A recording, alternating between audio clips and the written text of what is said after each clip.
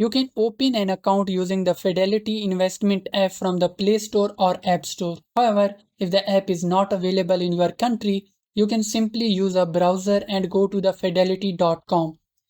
Once you are on the Fidelity website, you will see a button that says Open an account. If you scroll down, you will find more details and account options such as rollover IRA, both IRA, traditional IRA, brokerage account, spending and saving cash management account. You can even tap See All Accounts to view the full list. For this example, let's select brokerage account and click Open Now.